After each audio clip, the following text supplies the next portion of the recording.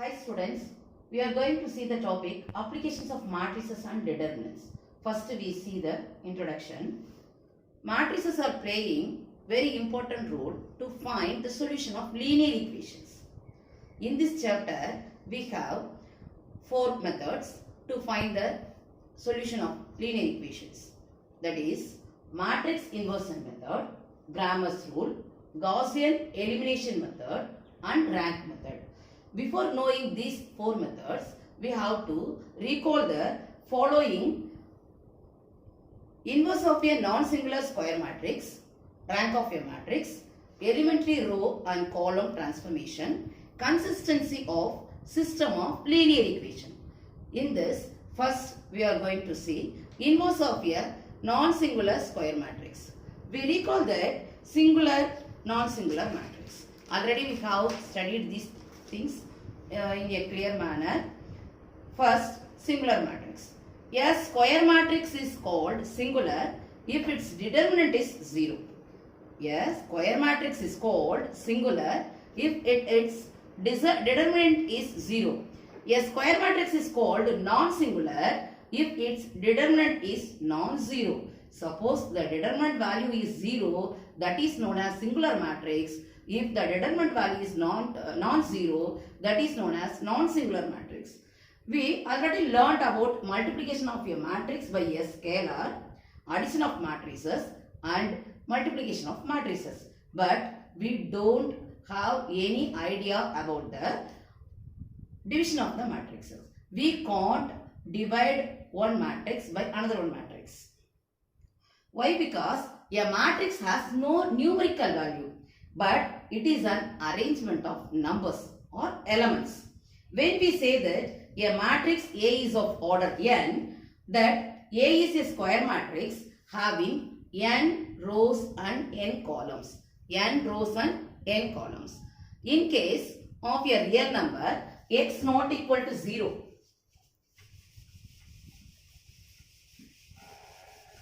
we are going to take a real number x not equal to 0.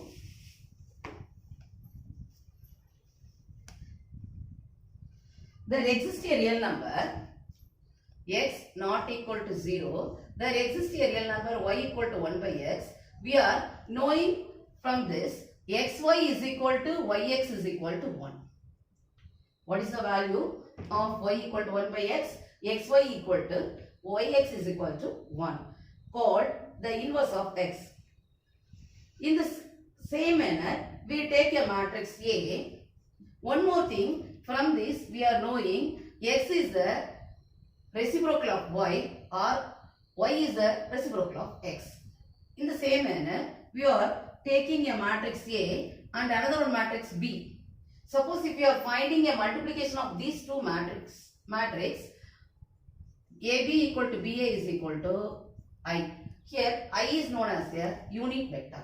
I is known as a unit vector. In this chapter, we define the inverse of a non-singular matrix and we have to prove that a non-singular matrix has a unique inverse.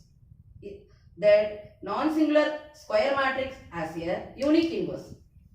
So, now we have to recall the properties of inverse matrix. Already we have studied about these things in 11th standard. For this, we need a matrix called the adjoint of a square matrix. Matrix called a adjoint of a square matrix. Now, we are going to see the topic adjoint of a square matrix.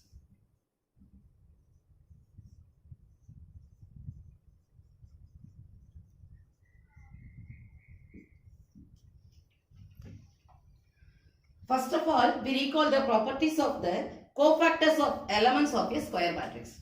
All those things already we have studied in 11th standard, but now we have to recall. That time only we can use the properties in this chapter probably. First of all, we recall the properties of the cofactors of the elements of a square matrix. Let A be a square matrix and its order is n. It is determination is denoted A or delta A. let A be a square matrix. Now we are going to take A be a square matrix. Its order is n. Its determinant is denoted by modulus A or del T.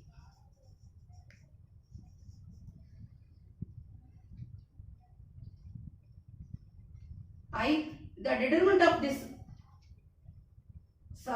suppose if we can take one matrix of order 3 by 3, 1, 2, 3, 4, 5, 6, 7, 8, 9. What is this place? A, I, J. I is value 1, J is 1. This one is A12, this one is A11, A13. Like A21, A22, A23, A31, A32, A33. Suppose ith row and jth row, their elements are sitting in one place. They are meeting in one place. This is known as the A11. Now we are going to eliminate these rows and columns. We are getting one submatrix. When we are deleting the ith rows and jth columns in a given matrix, we can get one submatrix. So its order is n minus 1. Why? The given matrix order is n. So now we are deleting one row and one column. So we are getting one submatrix. That submatrix order is n minus 1. So the determinant value of submatrix is known as the minor of the matrix. One more thing, minor of the matrix is denoted by Mij. We are multiplying or finding, we are finding the product with minus 1 I power I plus j. This is known as Aij, cofactor of Aij. Cofactor of Aij. This is the given matrix. For this, suppose if you are finding the cofactor of Ij, we want to find the cofactor of Ij, means the formula is this is Aij is equal to minus 1 whole power I plus j into Mij. This Aij is denoted, this Aij is the cofactor of the given matrix. Mij is the minor of the matrix. And important property connecting the elements of a square matrix and their cofactor is that the sum of the product of entries of a row and the corresponding cofactors of the elements of the square row is equal to the determinant of the matrix. The sum of the product of entries of a row and the corresponding cofactors of the elements of any other row is equal to 0. It means, suppose you just take, it's nothing but what they are giving now. A is a 3 by 3 matrix.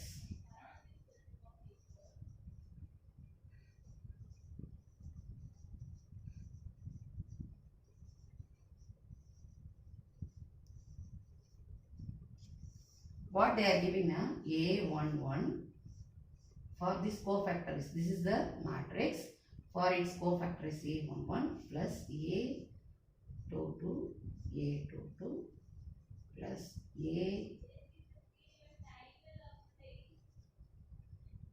to modulus A.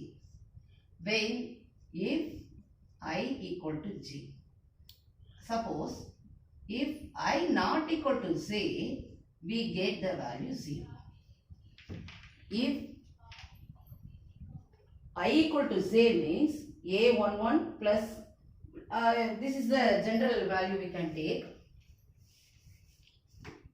AI1, AJ1 plus AI2, AJ2 like AIN, AJN. So the determinant value, suppose if I equal to J means the value modulus A, it is read as determinant of A, not as modulus of A.